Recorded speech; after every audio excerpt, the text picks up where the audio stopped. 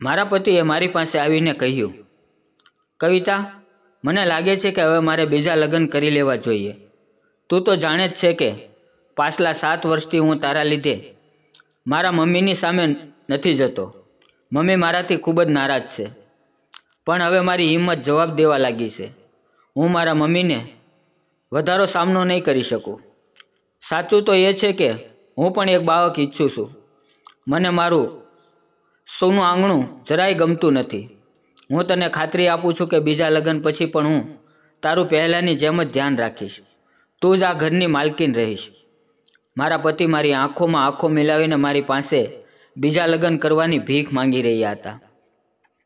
હું તો આ બધું સાંભળીને હિંમત હારી ગઈ ને થોડીક હિંમત કરી અને મારા પતિને કહી દીધું કે સીધી રીતે કેમ નથી કહેતા કે હવે મારાથી મન ભરાઈ ગયું છે. તમને હવે બીજી પત્ની જોઈએ છે. દોસ્તો, વિડીયોમાં આગળ વધતા પહેલાં વિડીયોને લાઇક અને ચેનલને સબસ્ક્રાઈબ કરવાનું ભૂલશો નહીં, કેમ કે સાથ નિભાવવા વાળા જે હોય છે તે ગમે તેવી પરિસ્થિતિમાં સાથ નિભાવતા જ હોય છે. સમસ્યા ગમે એટલી કઠણ કેમ ન હોય, પણ તેઓ સાથ મૂકતા નથી. મુકુલની વાત સાંભળીને હું ઊંડા આઘાતમાં સરી ગઈ. હું ખૂબ જ ઉદાસ થઈ ગઈ હતી. મારાથી ત્યાં બેસાયું નહીં અને હું ઊભી થઈને રૂમની બહાર જતી રહી અને મારા આંસુ રોકાઈ નહોતા રહ્યા અને હું આંગણામાં બેસીને મારા નસીબ પર રોઈ રહી હતી. ત્યારે મારી પાડોશી પૂંજાએ મને તેની છત ઉપરથી રોતા જોઈ અને તે મારી પાસે આવી અને બોલી, કવિતા, તું કેમ આટલી રડી રહી છે? ત્યારે મેં તેને કીધું કે મારા પતિ મને વાંજણી કહે છે અને બીજે લગ્ન કરવાની ધમકી આપી રહ્યા છે. ત્યારે પૂંજાએ કહ્યું, તું ચિંતા ના કર, હું વાત કરું છું. તેણે મુકુલને કહ્યું, કવિતાને હજી થોડો સમય આપો. જો તે જલ્દી જ સારા સમાચાર ન આપે તો પછી જે કરવું હોય તે કરજો. પૂંજાની વાત સાંભળીને મારા પતિએ મને તરત અંદર પાછી લઈ લીધી. મને ખૂબ જ નવાઈ લાગી કે તેઓ આટલી જલ્દી પૂંજાની વાત કેમ માની ગયા. પૂંજા ખૂબ જ સંસ્કારી અને ભલી સ્ત્રી હતી. તે થોડાક સમય પહેલાં અમારા બાજુમાં મકાનમાં ભાડે રહેવા આવી હતી. તેણે કહ્યું હતું કે તેના પતિ વિદેશમાં રહે છે અને અહીં તે એકલી જ રહે છે. તેનો સ્વભાવ ખૂબ જ સારો હતો અને થોડાક જ સમયમાં તે મારી ખૂબ જ સારી બહેનપણી બની ગઈ. એક દિવસ પૂંજાએ મને કહ્યું કે જલ્દીથી દાયણને અહીં બોલાવી લાવો, મારી ડિલિવરી થવાની છે. આ સાંભળી મને તો ખૂબ જ નવાઈ લાગી, કેમ કે પૂંજાએ પોતાની પ્રેગ્નન્સી વિશે ક્યારેય મને વાત કરી નહોતી અને તેને જોઈને લાગતું પણ નહોતું કે તે પ્રેગ્નેન્ટ છે.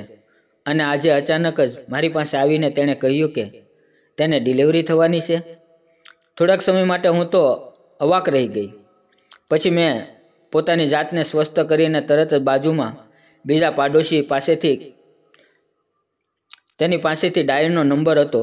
તેમને મને નંબર આપ્યો અને મેં ફોન કરીને તરત જ ડાયણને બોલાવી લીધી.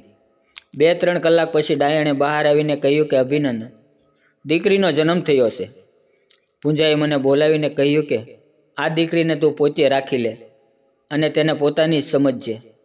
મેં તેને કહ્યું કે તારા પતિ તું શું કહીશ અને આ પોતાની દીકરીને તું મને શું કામ આપા છો? તો મેં કહ્યું, હું મારા પતિને કહીશ કે મરેલી દીકરી જન્મી હતી. મને કંઈ સમજણ નહોતી પડતી, પણ મને એક બાળક જોતું હતું. તે બાળકીના મોહ સામે જોઈને મારી મમતા પણ જાગી ગઈ અને મેં તેને છાતી સરસી ચાપી લીધી. હું બાળકીને લઈને ઘરે ગઈ અને મુકુલને વાત કરી. તે પણ ખુશ થઈ ગયા. મેં એને પહેલાં પણ ઘણી વખત મુકુલને બાળકને દત્તક લેવાની વાત કરી હતી, પણ મુકુલને મંજૂર નહોતું. કે તે કહેતા હતા કે જે બાળકના પિતાની ખબર ન હોય તેવા બાળકને આપણે દત્તક નથી લેવું. પણ તેઓ પૂંજાને સારી રીતે ઓળખતા હતા. તે સારા ઘરની અને સંસ્કારી છે, એટલે તેમણે તેની દીકરીને દત્તક લેવાની ના ન પાડી. પૂંજાએ તે બાળકીને દૂધ પીવડાવવાની પણ ના પાડી દીધી હતી. એટલે મેં મુકુલને કહીને દૂધના પાવડરના ડબ્બા મંગાવી લીધા હતા. રાત પડી એટલે બાળકી ખૂબ રડવા લાગી. મેં અને મુકુલે બંને મળીને તેને શાંત કરવા માટેની ઘણી કોશિશ કરી, પરંતુ તે શાંત ન થઈ. એટલે મુકુલે કહ્યું કે આને એની મા પાસે લઈ જા. હું થોડી ગુસ્સે થઈ ગઈ અને મેં કહ્યું કે બસ એક જ દિવસમાં બાળકીથી કંટાળી ગયા કે કહો છો કે એની મા પાસે લઈ જા. જ્યારે મુકુલે કહ્યું કે એમ વાત નથી, હું ખાલી એટલા માટે કહું છું કે બાળકી એની મા પાસે જાય તો તે પોતાની માની હૂંફ અને સુગંધને લીધે કદાચ શાંત થઈ જાય. હું બાવકીને લઈને પૂંજાના ઘરે ગઈ. ત્યાં જઈને જોયું તો ઘર ખુલ્લું હતું અને બધે અંધારું હતું. મને થયું કે પૂંજા આટલી વહેલી સૂઈ ગઈ હશે. મેં અંદર જઈને લાઇટ ચાલુ કરી તો પૂંજા પલંગ પર નહોતી. મેં બાવકીને પલંગ પર સુવડાવી અને હું બાથરૂમમાં અને બધે જોઈ આવી, પણ પૂંજા ક્યાંય નહોતી. હું પલંગ પાસે પાછી આવી ત્યારે પલંગની બાજુના ટેબલ પર મારી નજર પડી. ત્યાં એક ચિઠ્ઠી પડેલી હતી. તેમાં લખ્યું હતું કે કવિતા, મને માફ કરી દેજે. મેં તને ખોટું કહ્યું હતું કે મારા પતિ વિદેશમાં રહે છે. આ બાળક મારા પતિનું નહોતું, બીજા કોઈનું હતું. મારા પતિને તો ખબર પણ ન હતી કે હું ગર્ભવતી છું. જો તેમને આ વાતની ખબર પડત તો તેઓ મને છૂટાછેડા આપી દેત. અને તને એક બાળકની જરૂર હતી, એટલે મેં તને કહ્યું કે આ બાળકીને તું રાખી લે. હું બીજી એક વાત માટે પણ તારી પાસે માફી અત્યારે જ માંગી રહી છું. બાળકી જ્યારે મોટી થશે ત્યારે તને ખબર પડી જશે. આ વાંચીને મને ખૂબ જ વિચિત્ર લાગ્યું કે અમે પૂંજાને ખૂબ જ સંસ્કારી અને સારી ગણતા હતા. તે પોતાની પત્નીની ગેરહાજરીમાં આવું કરી શકે તે મને માનવામાં પણ નહોતું આવતું.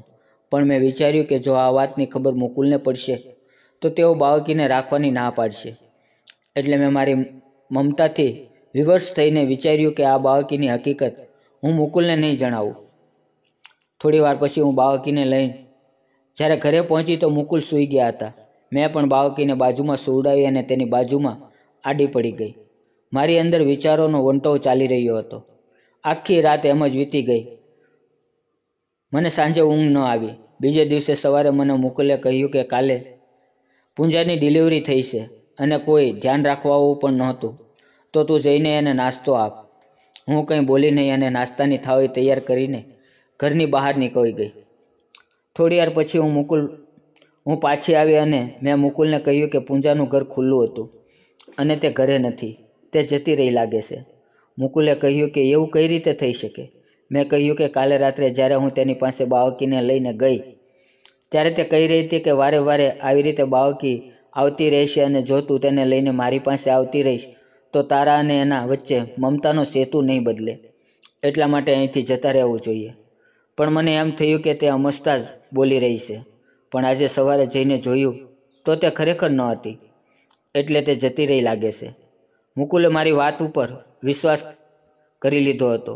હું અને મુકુલ બંને બાળકીને પોતાની દીકરીની જેમ જ પ્રેમ કરતા હતા. મારી તબિયત થોડી ખરાબ રહેતી હોવાથી મેં મુકુલને કહીને બાળકીની સાવ સંભાળ માટે એક આયાબેન રાખી લીધા. બાળકીનું બધું જ કામ તે આયાબેન કરતા.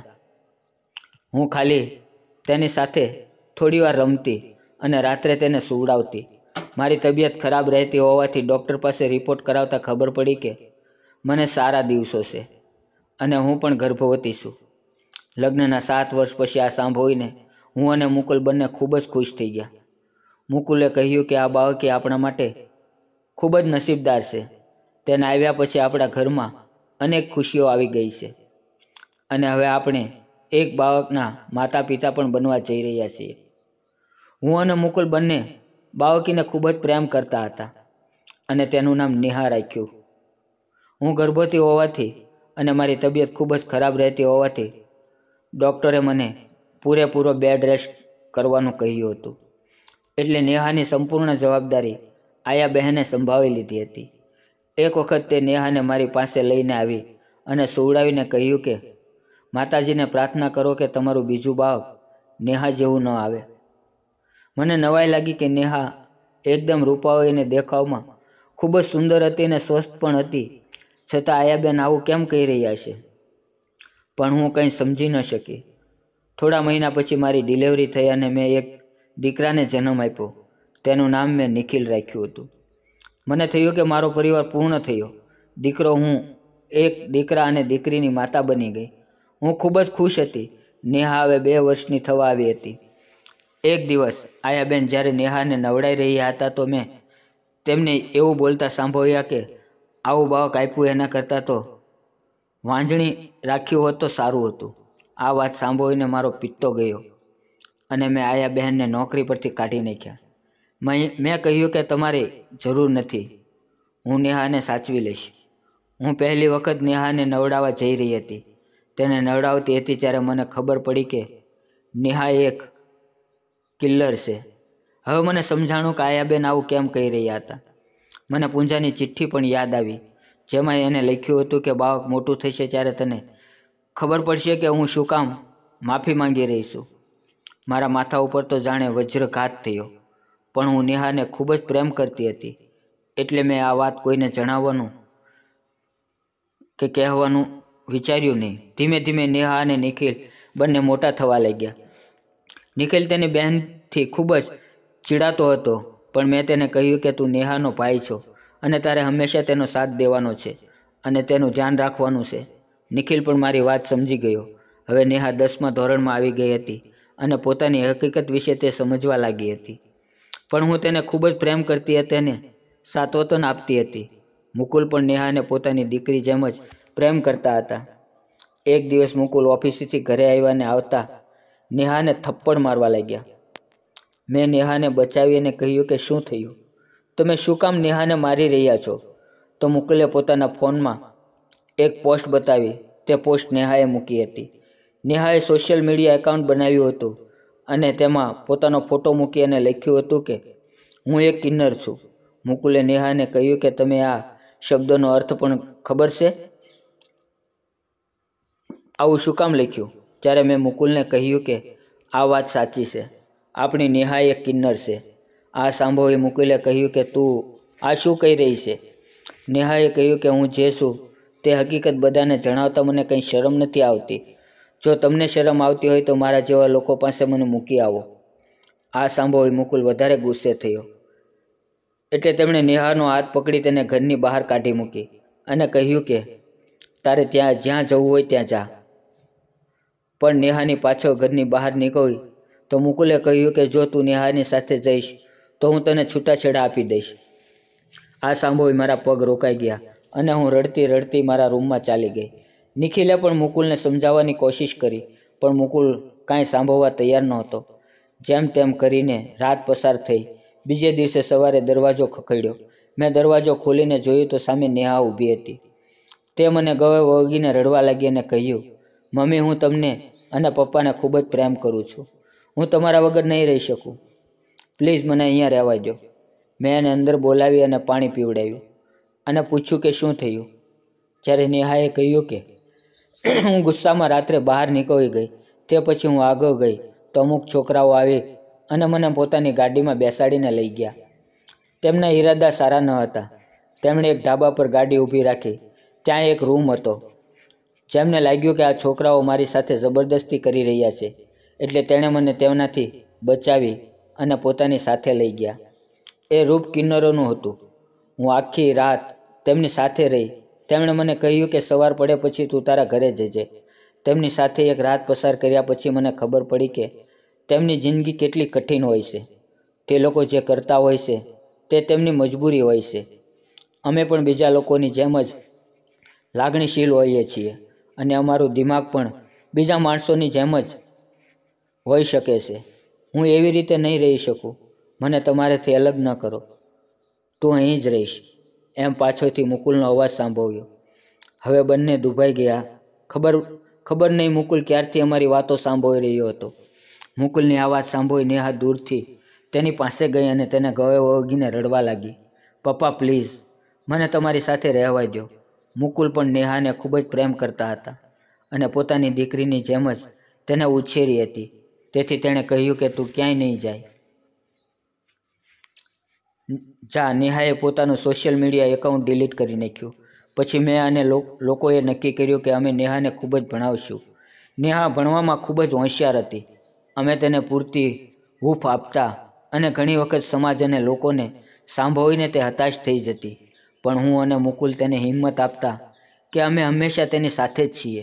તું ચિંતા ન કર. આજે મારી નેહા એક પ્રખ્યાત ડૉક્ટર છે અને એના હાથમાં જાણે કે જાદુ છે. તેની પાસે જે પણ દર્દી આવે તે સારો થઈ જાય અને હસતો હસતો પોતાના ઘરે જાય છે. અમે બંને ભાઈ બહેને ભેગા મળીને એક NGO ચાલુ કર્યું છે, જેમાં તેઓ કિન્નર બાળકોના શિક્ષણ અને તેના વિકાસ માટે કાર્ય કરે છે. મને મારી નેહા પર ગર્વ છે. જો મિત્રો તમને આ વિડીયો ગમ્યો હોય તો લાઈક કરો, શેર કરો અને ચેનલને સબસ્ક્રાઈબ જરૂર કરો. ફરી મળશું આવતીકાલે એક નવા વિડીયોમાં.